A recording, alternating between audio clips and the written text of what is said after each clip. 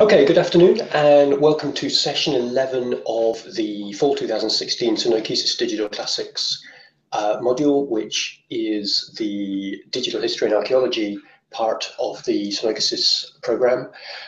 This week we're extremely happy to be joined by John Pearce from King's College London, who's going to talk to us about crowdsourcing, heritage and conservation with a particular case study on the Portable Antiquities Scheme, which he'll tell us all about in a moment. Okay, over to you, John.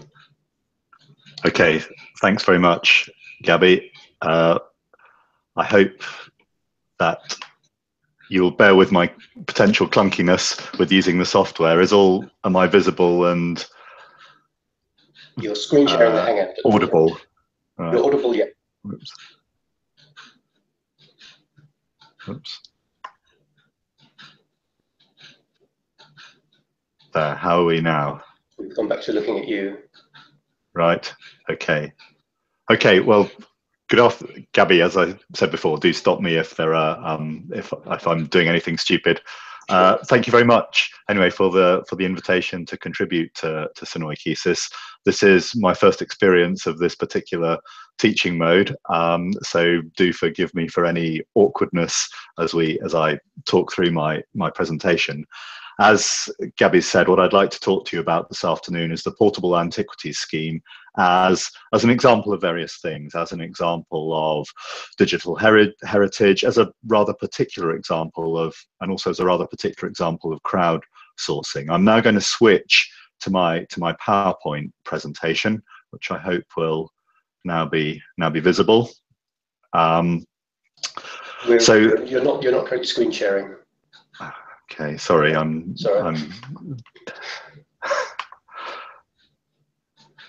let's try that again.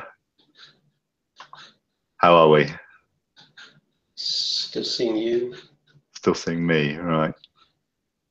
Let's go up here.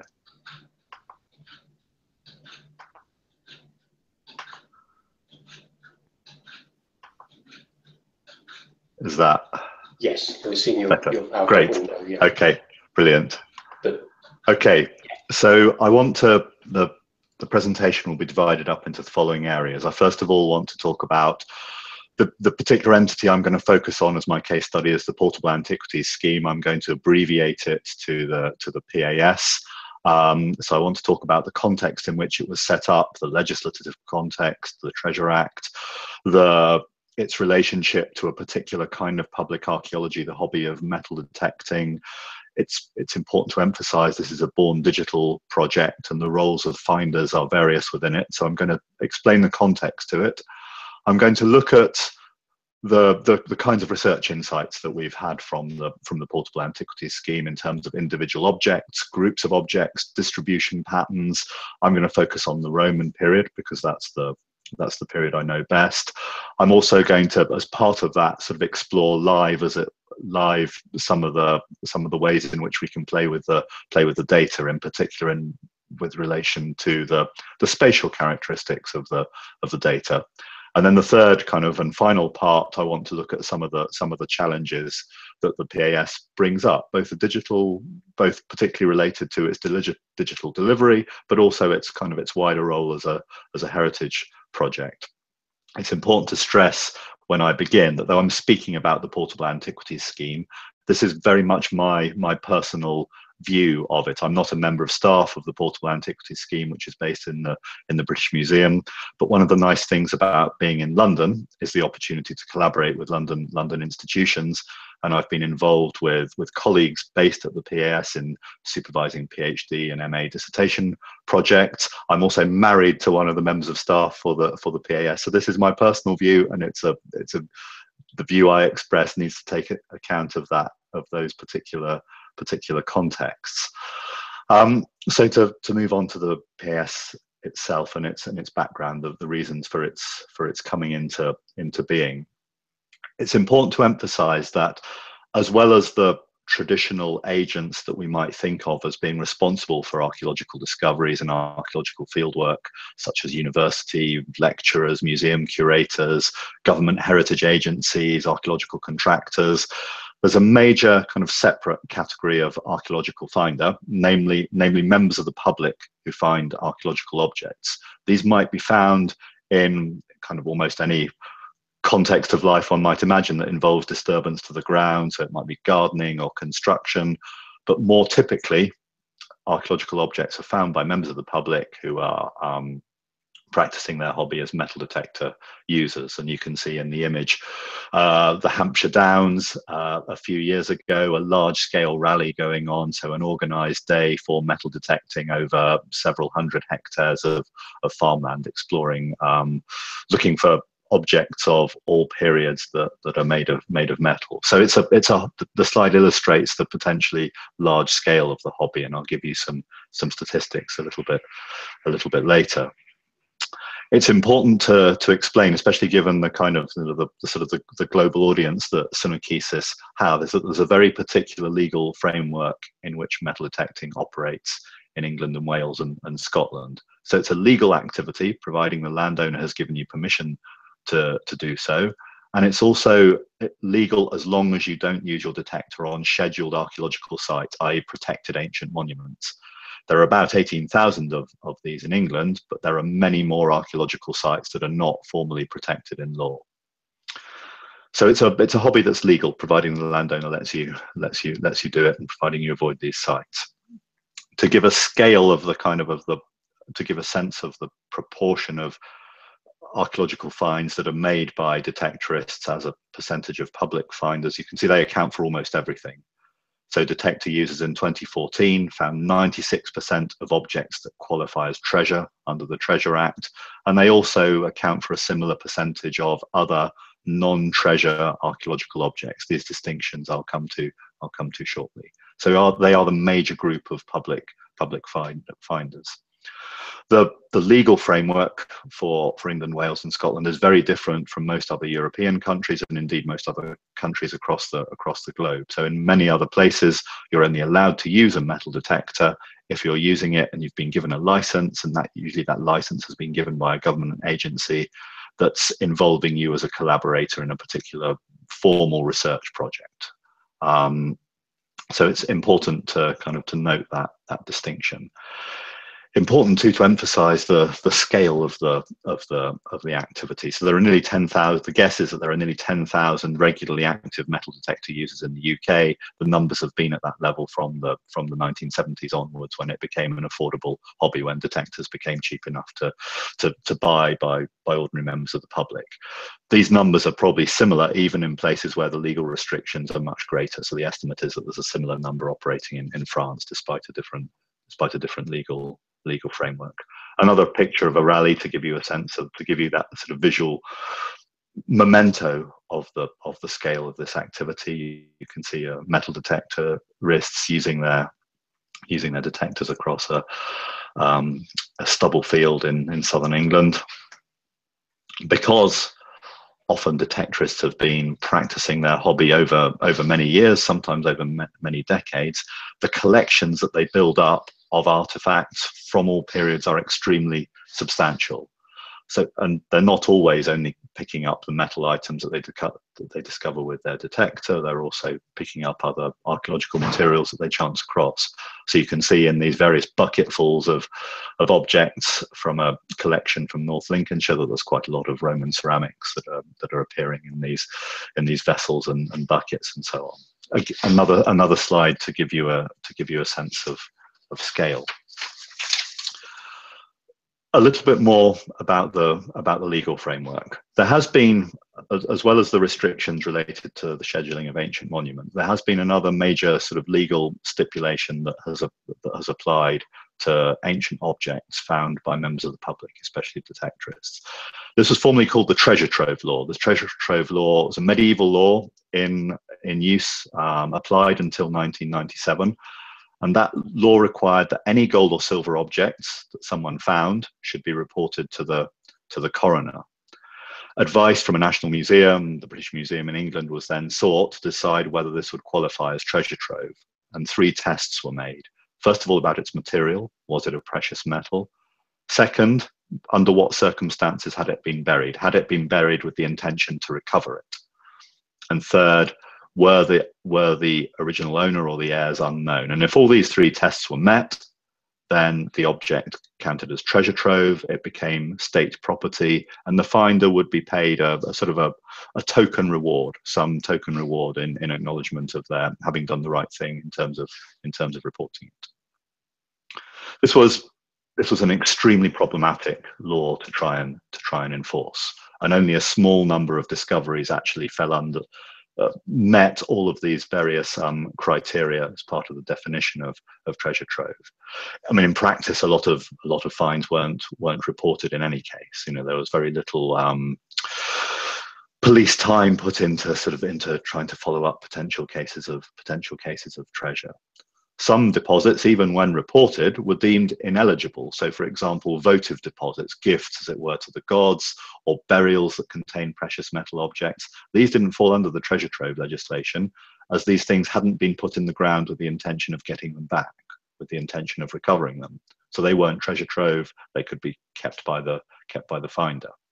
It was also only precious metal objects that qualified as treasure trove, and many archaeological finds contain not only precious metal objects but also objects in other materials. So we've got on the image that you can see in the slide is an example of a circumstance that illustrates this. So this is a group of material found in 1985 in the village of Snettisham in northwest Norfolk. Within a pot were a series of objects, just over 100 coins, silver rings, scrap gold, scrap silver, small silver ingots, and a group of small red gemstones, carnelian gemstones that had images of gods engraved into them. And in this particular case, this was an example found during building work and reported to the coroner. In the treasure trove inquest, it was decided that the parts of the hoard which were precious metal qualified as treasure and were to be kept by the British Museum in this particular case. The other parts were not treasure.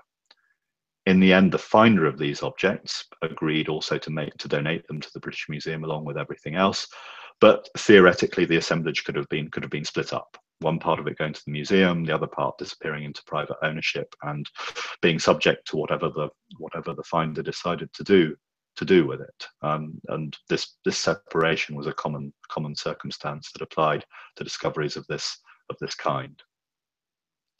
The problem is also that the treasure trove legislation only, whatever protection it exercised, it only applied to precious metal objects. All other objects, all those thousands of Roman coins, Roman brooches, Bronze Age axes made of non-precious metals, fell outside this framework, and it was up to the finders, the landowners, to decide how they would dispose of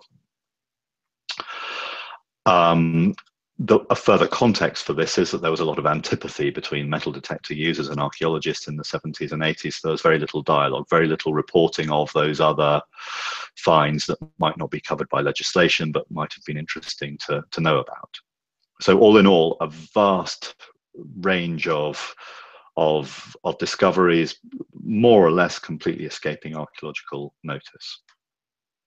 So a significant change in the legislative framework in the mid-1990s, applying in England and Wales and Northern Ireland. So the Treasure Act of 1996 replaces the medieval originating law of treasure trove. So it still required finders, and a little bit later also the people who acquired the objects, it still required finders of objects believed to be treasure to report their objects, but it came up with a new definition of what treasure should be. So you'll see that the definition is no longer is only precious metals. It also applies to other objects found with those precious metals. From 2003, it's also extended to include prehistoric base metal deposits, i.e., for example, groups of Bronze Age axes, not in precious metal. It also gave and the clauses that required you to try and second guess what the intention of the depositor had been was also dropped. So the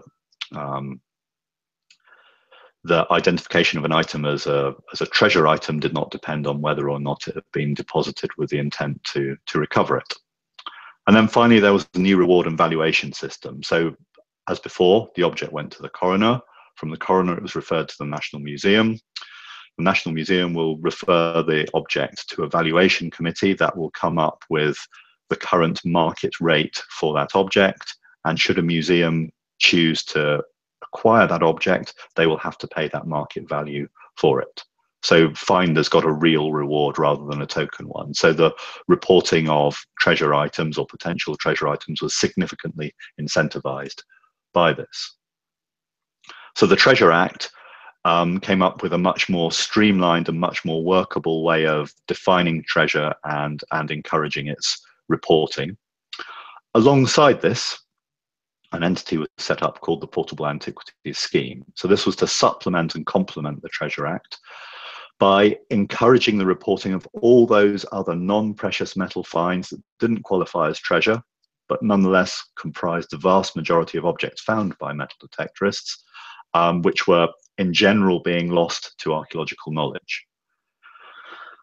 So the emphasis of the PAS was to encourage public finders of archaeological objects, especially metal-detectorists, to report their finds, to bring their finds in, to allow their find to be documented, an illustration of it, usually a photograph to be made, a report of it to be made, a note of its find spot, and then normally the object would go back to the finder to dispose of as she or he saw fit. This aspect of the PAS, this encouragement of voluntary reporting, was based on some pilot projects that have been developed in the 1970s and 1980s, where in particular localities, archaeologists had worked successfully with metal-detectorists to report their objects. So the plan was to expand this as a national framework. So this is what this entity, the PAS, looks like. It started off small in 1997 when the Treasure Act came in, and expanded over time to become a national network. So it comprises sort of two main elements. They're kind of a main team based in London. It's a department of the British Museum that comprises the administrators, finds advisors, and so on, people who specialize in objects of particular periods. They're also based in other major museums. So a central team, also people who set up and run the database, and then regionally, finds liaison officers based in regional museums, in archaeological services in the regions, and they're the ones who go out to encourage metal-detectorists to report their finds. They're the ones who make the records of those finds. They're complemented by volunteer recorders based in the regions, typically also thanks to the generosity of various funding bodies, for example, the Headley Trust. It's also been possible for people to have internships with finds liaison officers to be trained in artifact recording. So it's a central unit in the British Museum, and then different local and regional partners. The funding is currently state funding, and that funding is directed to the Portable Antiquities Scheme through the British Museum.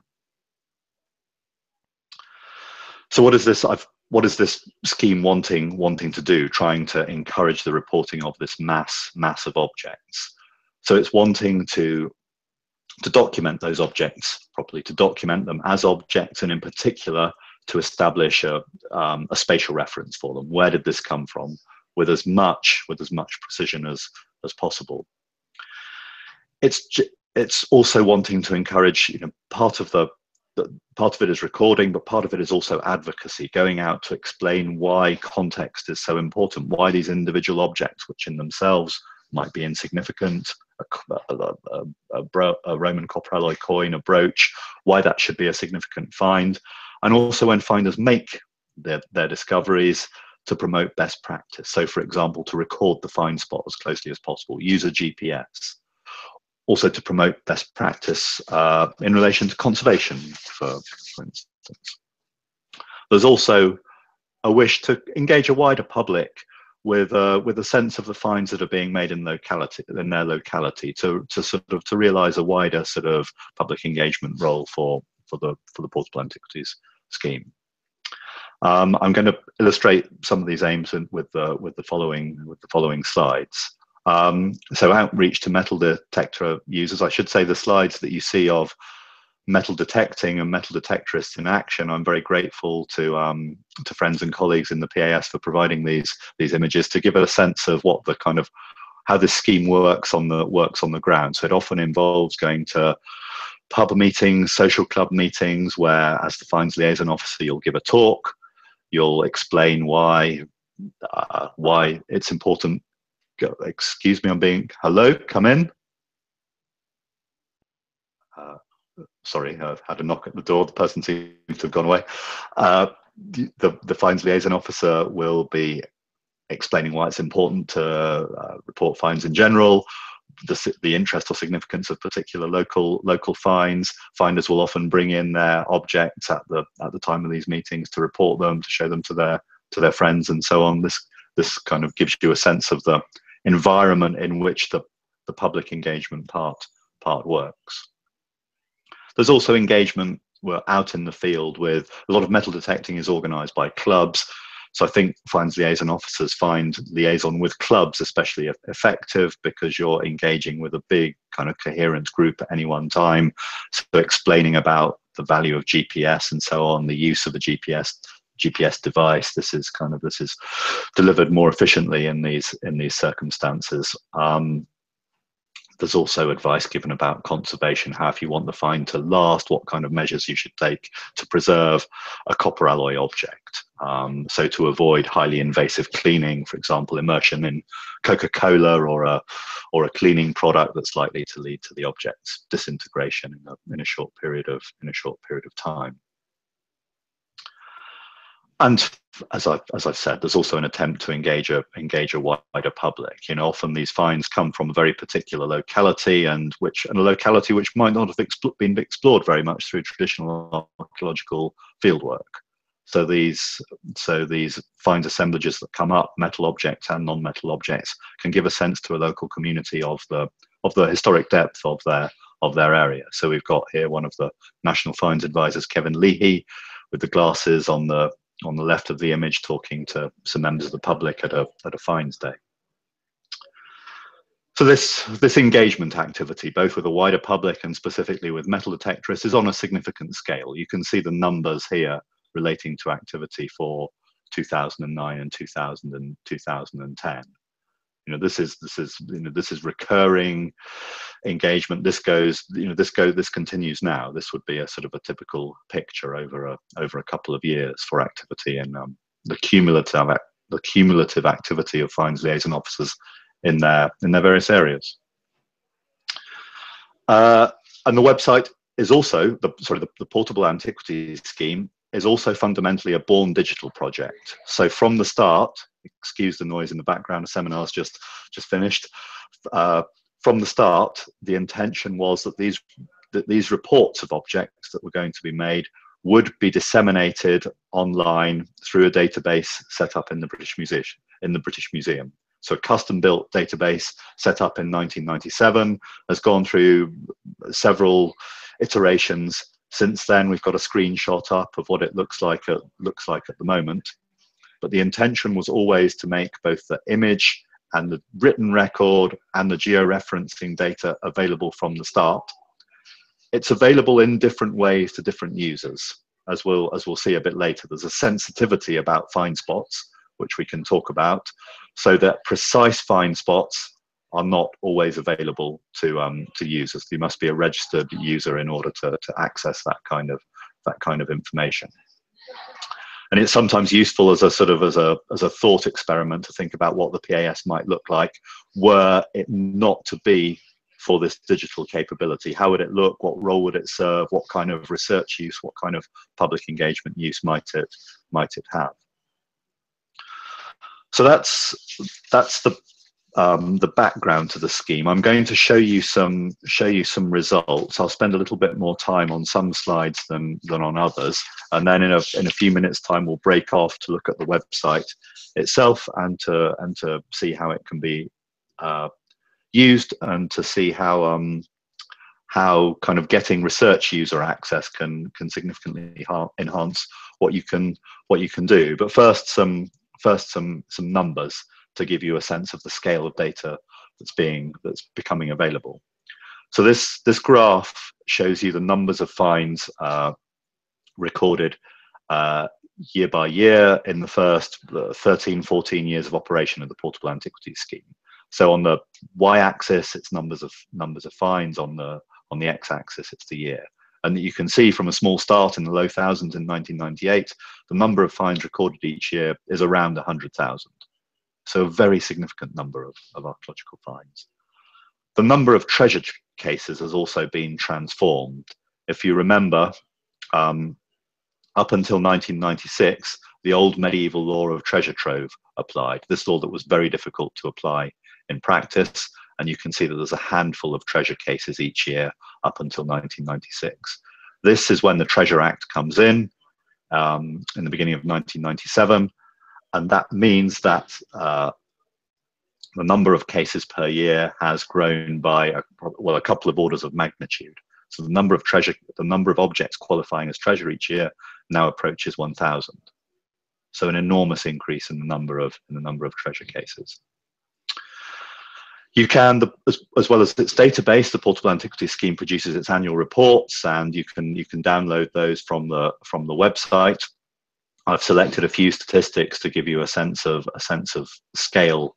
Again, so this is taking data from 2014. Actually, 2015 has just appeared on the website in the last week, but the numbers are comparable. This gives you a sort of I think a snapshot of a pretty typical year. So we've got in that 1 year more than 110,000 finds documented. Nearly all of those finds are made by metal-detectorists. Where those metal-detectorists are working is fundamentally on ploughed land, on land that's used for arable agriculture. So more than 90% of finds made on cultivated land. That next statistic, 99% of finds recorded to the nearest 100 square meters, that statistic has gone up significantly in recent years. So that is a reflection of the emphasis put by finds liaison officers on establishing precise spatial coordinates, as precise as possible spatial coordinates for the find. And indeed, the PAS now makes this degree of precision its minimum recording requirement. This is also the sort of the minimum recording requirement that local archaeological inventories maintained by state bodies for planning purposes. That means with that level of precision, they can also use much of this data as a trace of human activity in a particular place. Treasure cases I've already talked about. I've got some statistics at the bottom where you can compare you can see what happened in 2009 to 10, and you can get a sense of development over time. So, for example, a smaller percentage of finds recorded with this degree of precision in 2010. It's very difficult to know with any precision what percentage of finds discovered by people using metal detectors actually get recorded in the end. There are all kinds of filters that operate between discovery, reporting, and recording. Some metal detectorists don't report their finds. Quite a lot of metal detectorists are highly selective in the kinds of finds they will report. But the estimate, for the best guess by Katie Robbins a couple of years ago, is that somewhere between half and 2/3 of finds discovered are probably recorded on the PAS database. This was based after questionnaire work with metal detectorists in southern England, talking to them about how their hobby works and what they do. A couple of images now to give you a sense of the distribution of these objects over time and space. So first of all, objects by period. You can see that the Roman period is by far the best represented in the database. This graph is now a little bit out of date. The relative proportions would remain the same, but the number of Roman objects will be well over 250,000 by now within the database. One or two of those spikes on that graph might be a little bit unexpected, especially the Mesolithic spike. There are obviously no Mesolithic metal objects, but some people who use metal detectorists who use metal detectors also collect and report flints, for example. So there are some very large flint collections that have been documented by the PAS, which explains that Mesolithic spike. And then distribution in space. This is, again, going by Katie Robbins' work. This is Katie's plot of PA objects documented by the PAS against relief in England and Wales. So the brighter the colour, the higher the land. So you've got those dark reds in upland Wales and in northern England. And what you can see is that archaeological finds have been documented by the PAS across England and Wales. The only gaps in the distributions are the upland areas. So these are areas that are predominantly pastoral, relatively low intensity agriculture. Their population levels are quite low in the past, so there are very few finds, comparatively speaking, in these upland areas. The other gaps are in major urban areas. So this white space around here in southeast England, this is Greater London. So now, obviously, intensively settled, intensively built up. Metal detecting not usually possible, with certain narrow exceptions. There are also areas that are very low lying, that in the past, until relatively recently, would not have been accessible for human settlement. So this area, the Fenland area just south of the Wash, very little occupation on this until the 17th and 18th centuries. What this map shows you are the find spots. It doesn't show you the density of finds. If this was to be somehow coloured to represent the highest densities of finds, then it would show you that from North and East Yorkshire, running south along the east coast of England, down into the East Midlands and into East Anglia, these are the areas with the highest numbers of finds overall. Much higher numbers of finds here than in southern and western England, for example. And there are multiple factors that contribute to this, but one of these is modern land use. This is, to put it slightly superficially, this is England's prairie belt on the east coast, from Yorkshire down to East Anglia. So this is where recurrent deep ploughing brings archaeological objects to the surface in vast numbers. So metal detecting focuses on these areas. There are other factors too. It may be telling us too about the circulation, consumption of metals in antiquity, the distribution of human settlement in antiquity. So there are a lot of different factors that feed into these distribution maps, and teasing out modern biases versus ancient reality is one of the major research tasks that people engaging with the PAS data from a research perspective want to do. Some individual finds. Now, just one or two pretty pictures, taking Roman examples, which are the ones I'm most familiar with. So on the left, we have this as it happens. It's not a metal detected find. This was dragged up by the plough in the early 1970s. The finder had it by their fireplace for several decades, took it along to a finds day at their local museum in January in 2009, where it was recognized as a Roman bronze bust. It's about half life size. The closest kind of visual comparison is the portraiture of Marcus Aurelius. Here, top right, we've got Marcus Aurelius sitting on his horse in the famous equestrian statue in the Capitoline Museum. The portrait features look most like Marcus, but the image is rendered in a provincial style with this highly stylized hair and beard with its corkscrew curls. So that's a relatively rare example of a piece of ancient statuary. Smaller objects predominate. Here's a nice example of a small object. This is a very small metal vessel. This little bowl that you would see here would fit in the palm of your hand. It would have had a handle about 12, 15 centimeters long. So the handle is lost. It would have been used as a dipper of some kind. Running around it is a field of enamel decoration with this repeated roundels, with this curvilinear decoration inside it. And then just under the rim is a list of forts along Hadrian's Wall. These first four words, mais, cogabata, uxulodunum, camaglana, and then the rest of it means perhaps along the line of the wall, along the line of the wall of Elias, and then this is the bowl of Draco. So the interpretation is this is perhaps some kind of souvenir of Hadrian's Wall, perhaps, but a nice source of topographic information, these place names that are here, of souvenir culture, perhaps souvenir related to military service in the Roman army. This is not a treasure find, but in this case, the finders made it available to purchase by both local and national museums. So the object is shared between the British Museum and museums in Carlisle and Stoke. Sometimes finders make discoveries of objects that they then leave for archaeologists to investigate. This is one of the aspects of best practice that's promoted by the scheme. So for example, when a hoard deposit or a burial is found, rather than the finders themselves digging it up, the emphasis lies on leaving it in situ so that it can either be left or excavated under modern archaeological conditions, so the maximum amount of information can be discovered from it. So this is an enormous hoard of late 3rd and early 4th century coins from Frome in Somerset. The ceramic vessel within which it's contained is very substantial. It's several feet tall. So the fact that the vessel could be carefully excavated itself, and then the coins within the vessel excavated slice by slice, has told us an awful lot about the way in which hoards come into being.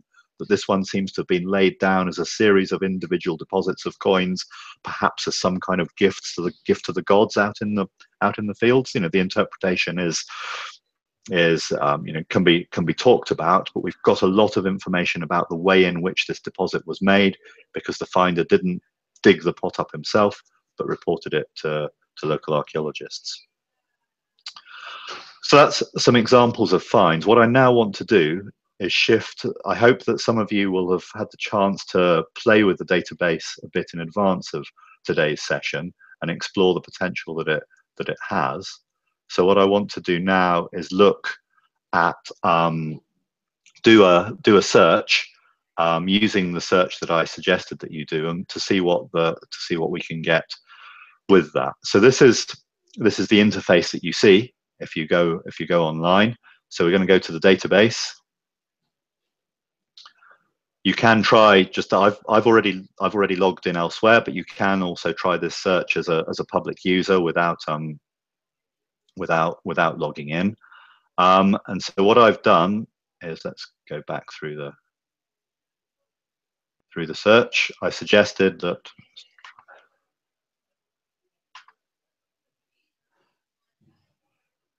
this is using so I've logged in and I'm using the advanced search facility. So I'm putting in object type. Once you start typing in object type, you get a thesaurus coming up. So I've selected that term out of the thesaurus.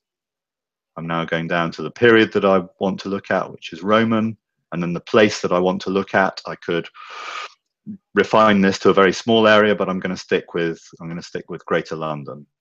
All right, so we've got those things. Let's do that search, and then we get a list of finds made within this, finds that have been reported within this area. If we want to, we can export those lists in various ways so that we can manipulate them ourselves, play with them spatially, filter them, look for patterns within them. I can see that I'm gonna have to log in again. I can see that I've expired, so I'm going to go back to the database and log in again. Apologize for this. Let's see.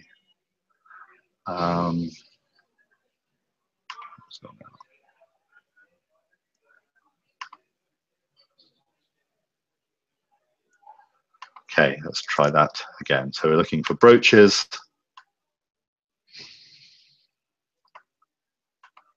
For the period from the drop-down menu, then choose the county. So I start typing in, and it comes up with Greater London.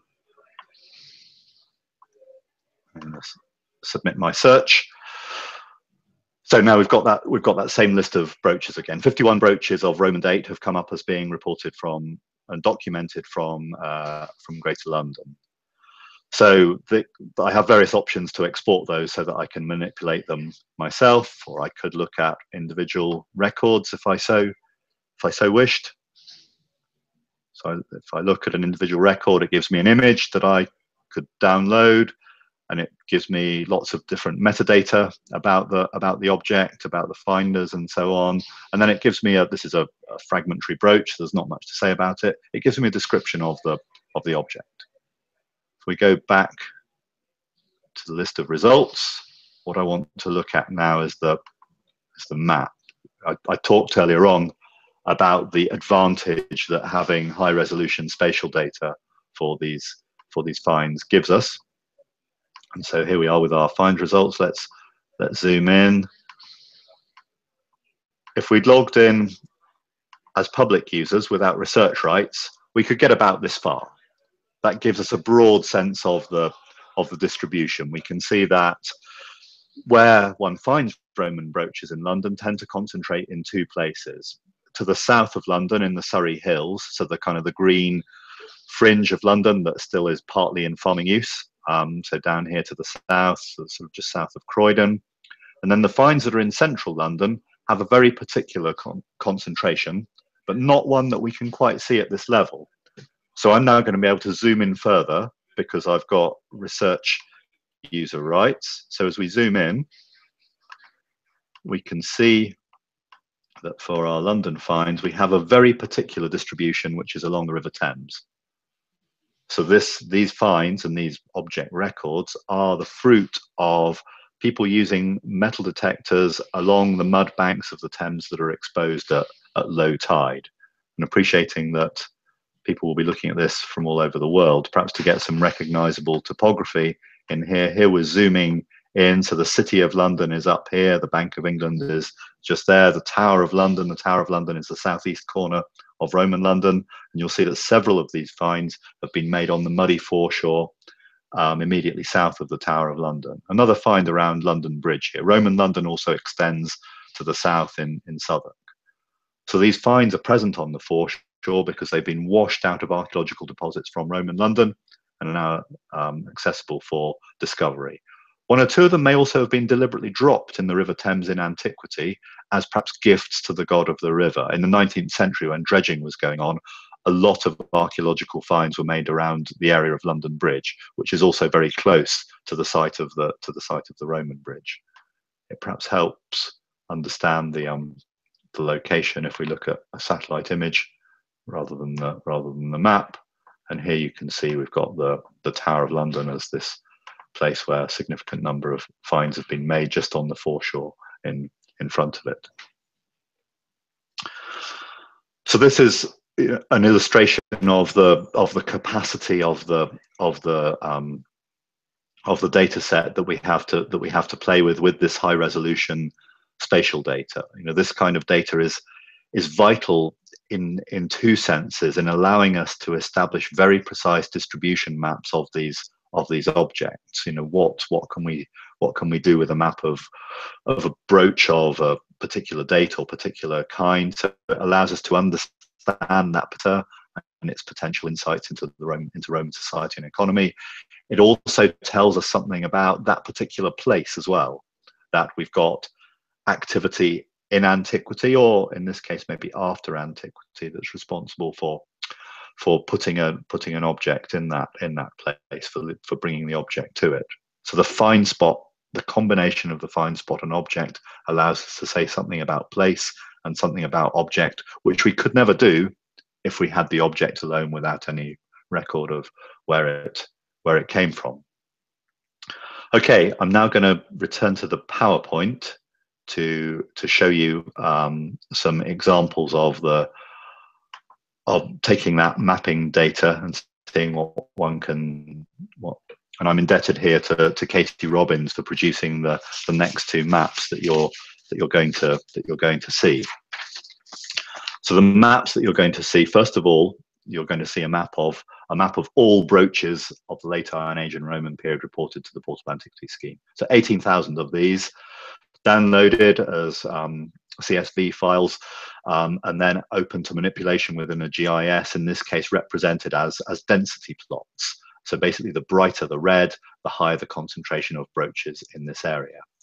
And the high concentration of brooches in East Anglia over here, in the East Midlands and in Yorkshire, this is effectively represents the general concentrations of PAS data. There are many more records of objects from these areas, partly because this is highly influenced by modern land use. The arable agriculture is at its most prevalent in England and Wales in these areas. The big blue gap in the middle, these are the fens, very low lying in the Roman period, so much of it not accessible to permanent human occupation. So that's the brooches represented in kernel density form by Katie. Here we've got a more traditional archaeological distribution map, just taking one particular brooch type. So these brooches are worn as pairs at your shoulders with a chain in between them, connecting them. It's kind of pinning the folds of a cloak or something like that. This is a particular subtype. It's called the head stud brooch, because you can see this perhaps just about this little enameled stud here. And this is looking at their distribution. So their distribution is not the same as the general distribution of brooches. They're much more concentrated in the Northeast Midlands, Northeast England. They're mapped here against Roman road data, and you can see that there's some associations between the find spots of brooches and Roman roads. So this is presumably representing the activity of itinerant bronze workers, brooch sellers, and so on, working in this particular area. So it's telling us something about the regional characteristics of the Roman economy. It's maybe also telling us something about costume history in Roman Britain and costume as a marker of regional identity. You know, the pattern's open to interpretation, but playing with the data sets, mapping these brooches. If one was to do this exercise from a paper record, taking several hundred brooches and then plotting them, this would be the work of months. But with the PAS data, one can achieve this result, a distribution map based on a very large data set in a matter of minutes. Okay, I emphasized, as well as the understanding of individual objects that we can get from the and their distribution we can get from the PAS, we can also get a sense of human activity in a particular place. And for the next two slides, well, this slide I'll concentrate on, I'm indebted to Tom Brindle, who's a former PhD student at King's College London. Tom wanted to look at finds of the Roman period as a resource for telling us about human occupation of a particular landscape. And this is a slide from one of Tom's case study areas. So this is a river valley in the West Midlands, just south of Birmingham. The red line through the middle of this map is a Roman road. All the shapes that are black are archaeological sites that were previously known. In the middle, these black squares, this is a Roman small town at the crossing of the river Arrow. All the find spots that are represented as yellow dots, these are objects reported to the Portable Antiquities Scheme. So you can see that once you add the yellow to the black, you get a very different sense of the intensity of human occupation and activity in this particular landscape.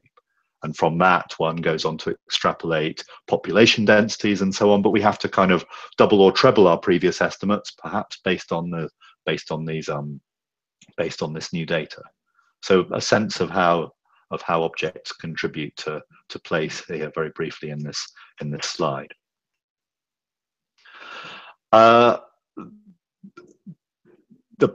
The PAS then, you know, in many ways can be characterized as a very great success, not only for the research insights that I've been illustrating with relation to the Roman period, but also as a public engagement project, especially working with metal detectors. People who use metal detectors as a hobby are not the traditional museum going or archaeology society joining members of the public. They tend not to participate in engaging with archaeological heritage in that way. But through this collaboration between archaeologists and people who use detectors, there's been this very substantial new research resource available to us, but a research resource that's involved the cooperation of a group of people who haven't in the past been contributors to the understanding of the past. So we've got an example. The photograph illustrates the emphasis put by the PAS on this collaboration. So it's from 10 years ago. It's the former Labour Minister for Culture, David Lammy, at the launch of one of the annual reports, with the Finds Liaison Officer for the Isle of Wight on the right over here, Frank Basford, and the finder of a particularly nice object, Mr. Peter Peach from the Isle of Wight, with the object on the left. So David Lammy in the press release talked about finders of these objects, metal detectorists who reported their finds as these heritage heroes. It's easy perhaps to get a bit carried away by the sense that this is a good thing. There are issues that need to be talked about in terms of how the PAS works, and the implications that it has, both the practical ones and the ethical ones. And not all archaeologists are supporters of the PAS. So the Paul Barford's blog gives you a sense of the resistance that the scheme sometimes engenders, and you can explore this for yourself. So I want very briefly to finish off with to flag up some challenges that the PAS faces. As I say, this is a very personal view. I'm not here as an official spokesman for the PAS, and which you may wish to explore further yourselves. So first of all, it's an incomplete framework. Not all objects get successfully covered under this scheme. My first example, I'm only going to talk about this from a couple of the slides I have, is the Crosby Garrett helmet. So Crosby Garrett helmet, this is a Roman cavalry parade helmet. It was sold for over £2 million in 2010. The object was found in Crosby Garrett, which is in Cumbria, in northwest England, up on the fells above the village. So from an area where the archaeological sites are quite rich, but never normally hit by the plough. In agricultural terms, this is a pastoral area. Subsequent work on the find spot showed that the helmet had been taken out of an archaeological site where there were standing earthwork remains, and the geophysical survey was done that showed that the find spot was a settlement site of some kind on the Cumbrian fells. When the object was discovered, it was in very many individual pieces. It had fragmented in the ground. So the slides that you're going to see now show you the state of fragmentation. This is the headpiece, very broken up, and then the more or less complete visor for this helmet. There was a significant gap here around the chin. So normally, were this to be a find from an archaeological site, one would want to carry out all kinds of analytical work to try and look at the burial environment in which the helmet had been. One would look, for example, for traces of textile that might have been part of the helmet or part of its packing to help understand the burial process. You know, one can do lots of kind of analytical work on the corrosion product, the metal, the environmental remains that might be attached to it. That wasn't done in this case. You know, the finder decided to sell the find at auction, so archaeologists didn't have the opportunity to do that. And rather than formal archaeological conservation, which would have involved this analytical component, instead the helmet was restored to look amazing. But that involves filling in of the gaps, piecing it together without exploring, with getting rid of the corrosion product, which might give us a wealth of information about the packing of the helmet, the textile, fabric, and so on. This has been lost.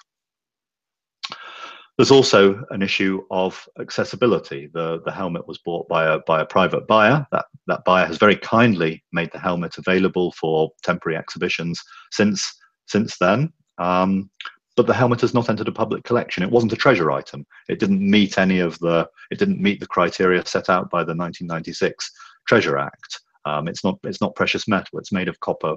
It's made of copper alloy. So this is an incomplete framework. Not all objects which one might, in an ideal world, wish to be in a public collection have come into a public collection. So that's one challenge.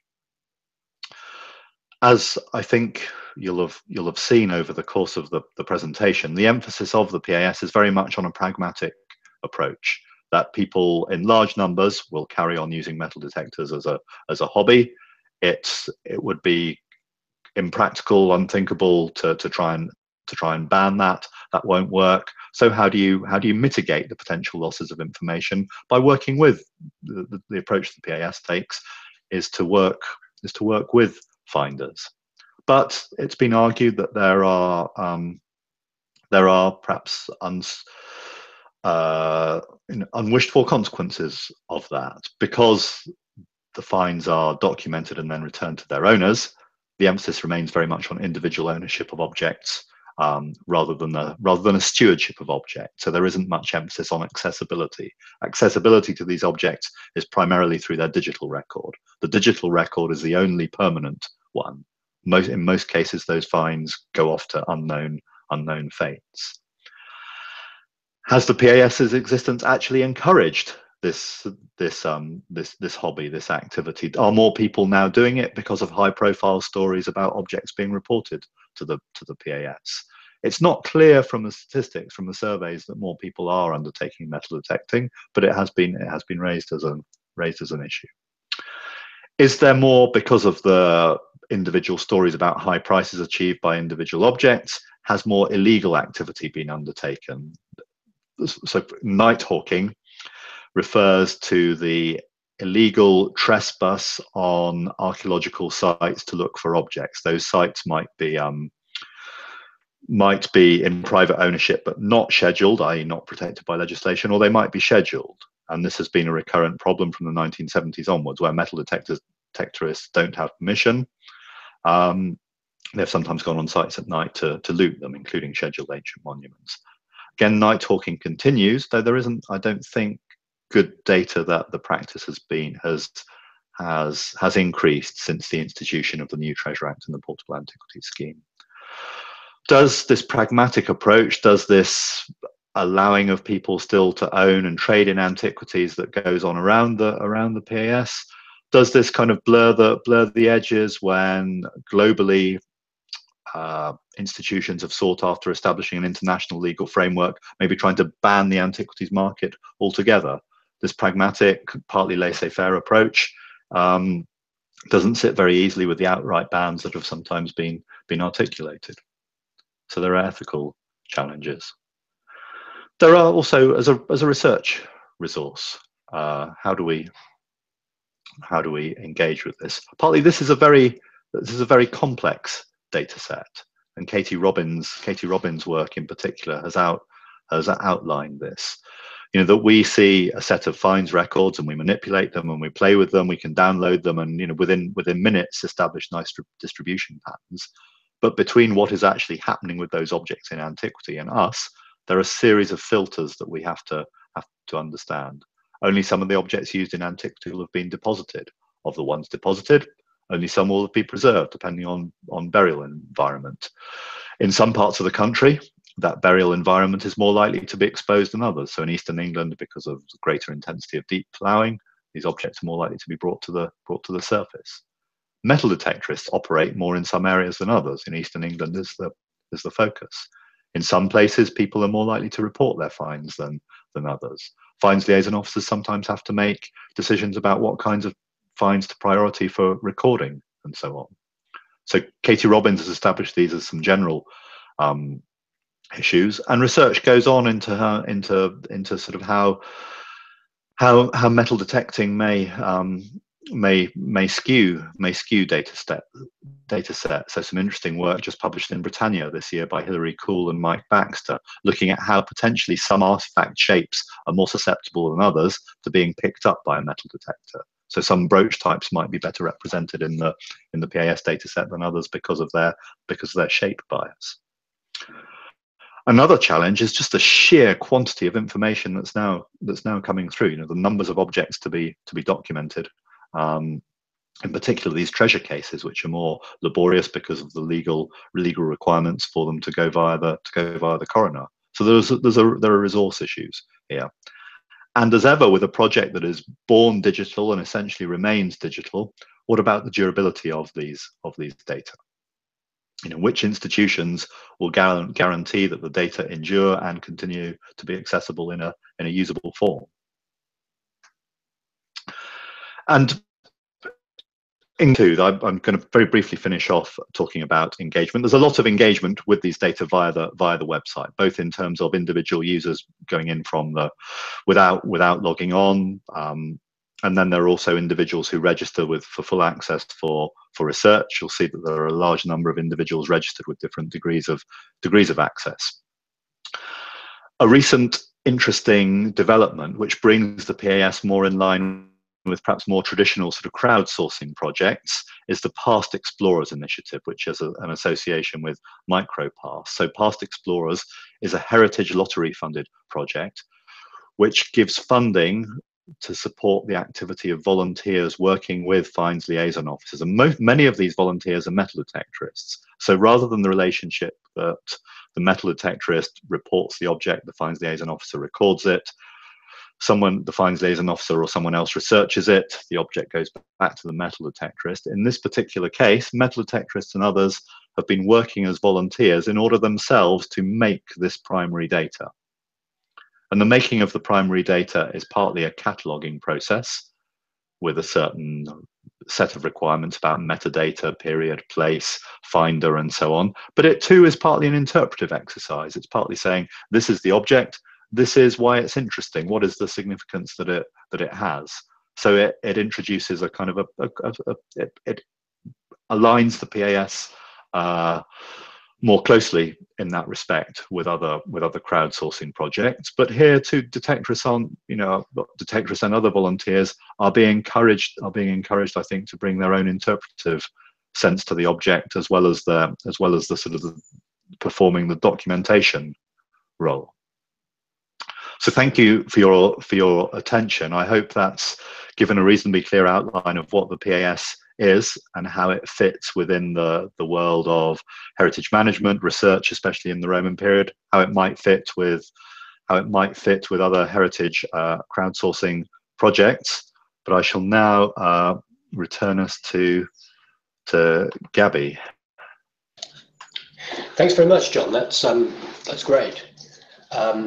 That's a very useful summary, both of the background to the Portable Antiquities Scheme, the reasons it exists, and so forth, and what one can do with the data, which is one of the things that's of particular interest to the students on this course, I think. If anyone else has any questions or comments, do feel free to jump in with them. I know there's not many people on the Hangout today, but nevertheless, do feel free to jump in with any questions.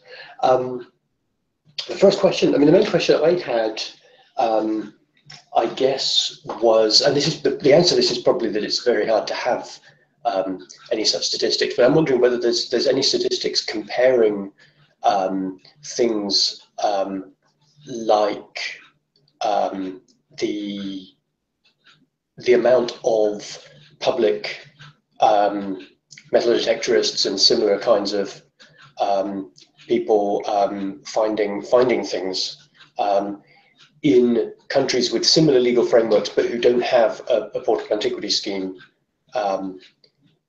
equivalent. Are there any other countries that have a similar framework to the Treasure Act? I don't think there's any. This is not. I hesitate to be too emphatic about this because sure. I'm not certain. But there are other parts of Europe where metal detecting is allowed. It's not just where metal detecting in terms of a private hobby activity is allowed. They're relatively rare, but it happens in the Netherlands, for example. And until very recently, the situation there was kind of as it was here before the existence of the PAS, and that there might be individual archaeologists who had collaborative relationships with a metal detectorist on a particular locality, where they'd have persuaded them to report their finds, and they could do something with them. And I think the people who worked in the Netherlands from that perspective, I think they would say that the kind of the intensity of the hobby is similar to here. That from the 70s onwards, it's been a fairly large scale hobby.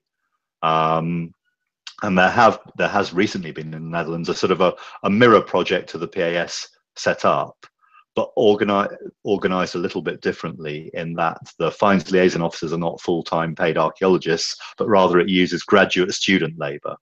So graduate students work as the local finds liaison officers to make those records and to try and engage the people, right, public finders in that locality. So I think in terms of the kind of the intensity of the hobby in places that we know about better are similar. What it's quite difficult to do is to get a sense of the intensity of the hobby where metal detecting in this way is illegal.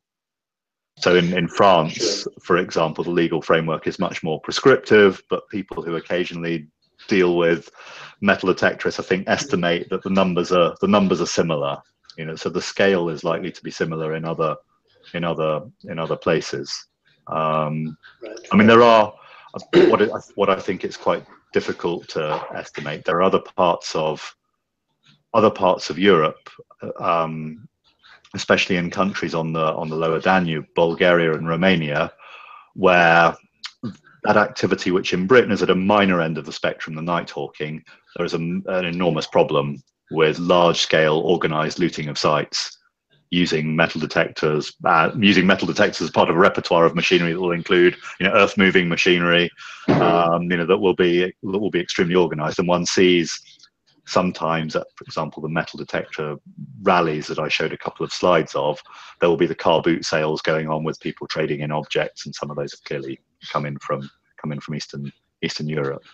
So the scale and context varies quite a lot. I think everywhere we could say the landscape is a busy one, but in some parts of the Netherlands one can calibrate it much more finely than one can elsewhere. Right.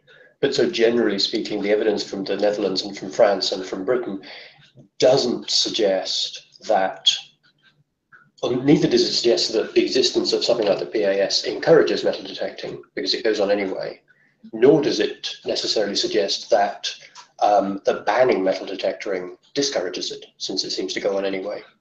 Yes, I think that the issue is partly one of resources, that in order to actually execute any kind of ban, the amount of police time that would take up is unthinkable. I think what has worked, I get the impression that what has worked quite well recently with the PAS is that it has at that illegal end of the spectrum where sites are being looted, the police locally have been more willing to take this seriously because they can see it's this particular bit that's illegal, and they're not going to be chased and chivied about other stuff that's going on, that they can focus their resources on clearly illegal activity that often involves vandalism, violence, and so on. But I think anecdotally, in terms of the increase in quantity, I think finds liaison officers would say that after a major find of gold object is reported,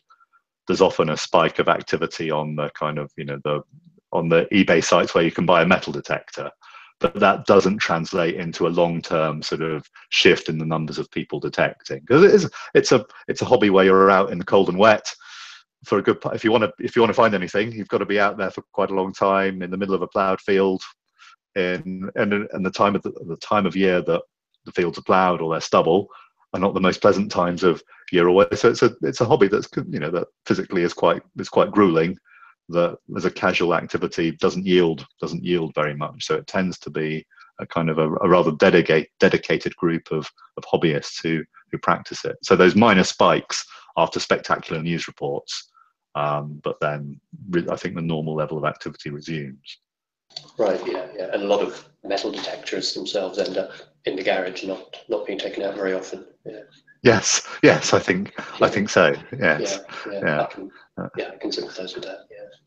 Yeah. Cool. I'm just checking. I'm not seeing any other questions on YouTube at the moment. So if I may take advantage, I'll ask my other question, which is something we've just discussed before, John. I think a little bit. Which is the question of, given the fact that many other countries have a different legal framework, so for example in Italy or Greece, for example, or Egypt for that matter, something like the PAS wouldn't either be needed nor be appropriate in its exact form that we see it in the UK, because they have very, very different antiquity laws. But is there anything to do with either the technical infrastructure or the public engagement aspect of this, which maybe the PAS could give to archaeological public archaeology practice in those sorts of countries? Do you think? Yes, I think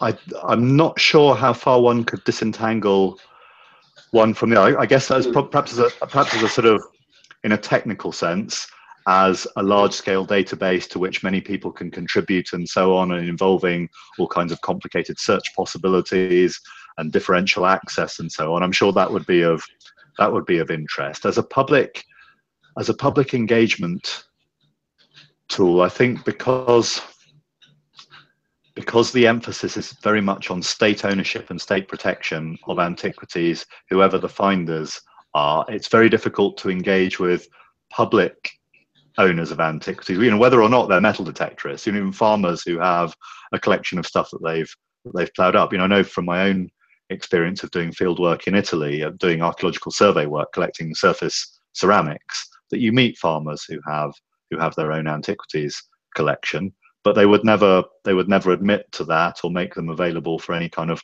formal study by a local archaeological authority, because the legal framework is very specific. So I don't think you could have one without the other, but obviously you'd have to be enormously careful in changing the legal framework, because I think partly the scale of organized looting of sites is on a very different one to the UK.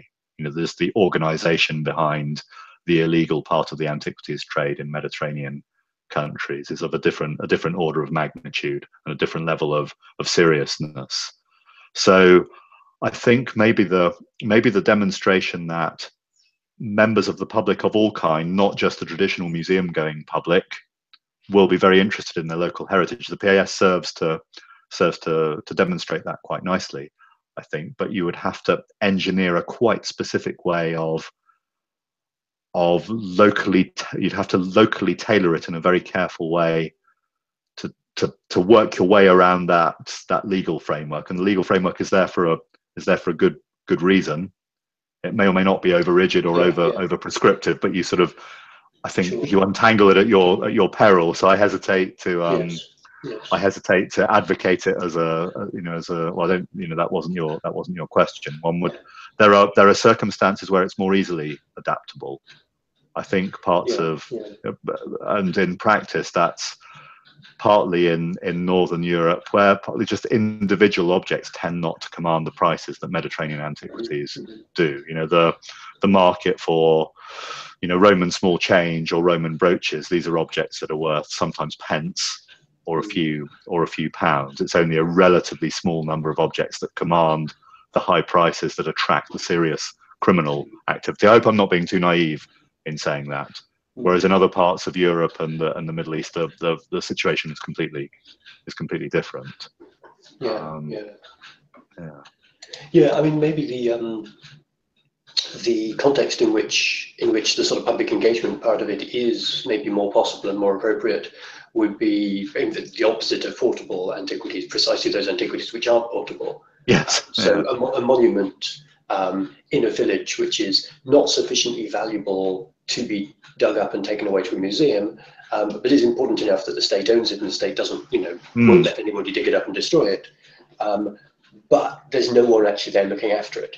Engaging the public community to take pride in that and to help protect it might be the sort of engagement that would be. Yes, and I suppose if it can be, if there's some way, I risk naivety here, but maybe also with local museum collections that otherwise are very inaccessible.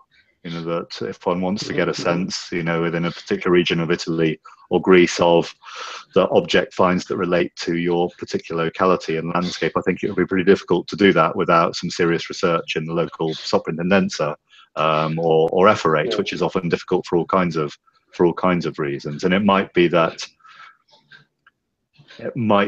one would.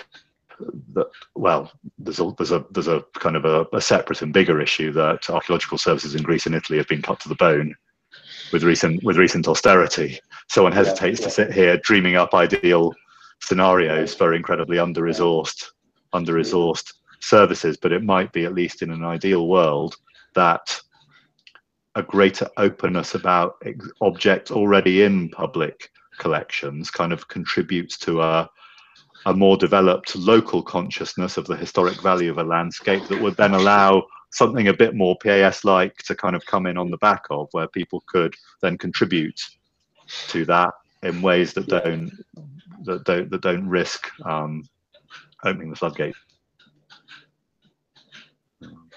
Yeah, that's the kind of thing I was imagining is a database or a site of some kind that crowdsources recording information, and maybe not conservation, but recording and metadata and whatever information about monuments that obviously are protected, but that aren't actually curated by a museum. So you know, that ancient inscription, which is a wellhead in a village, just making sure that, you know, people locally are aware of what's important about it, because it's this database, and that's a source of pride for the farmer whose land it's on and things like that.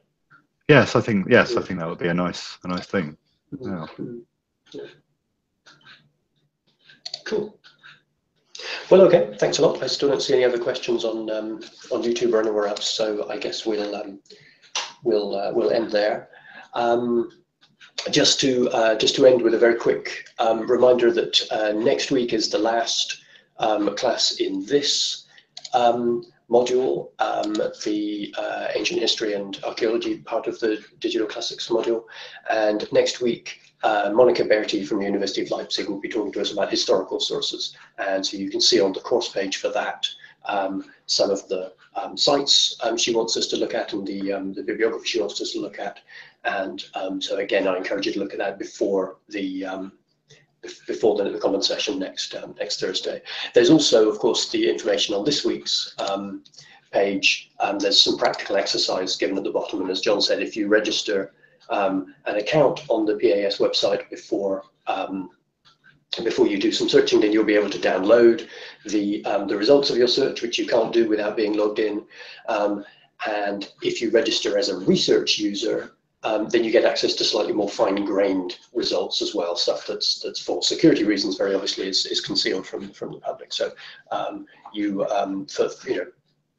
studying this module, I think, is enough to give you the criteria you need to persuade them you're a research user. So that would be quite useful. And the exercise I suggest, you may come up with other ones, is simply to take this data, which is very rich data and has all sorts of different categories of data and metadata, including geographical data and other archaeological data, and use some of the various skills and tools that you've learned in the rest of this semester to see how you can transform that data, visualize that data, link that data to other things, map it, georeference it, and so forth, and bring some examples of your attempts to work with that data to class and show it to your colleagues whenever that is, next week in the case of my students. So great, thanks a lot very much again, John, and I'll speak to you all next week.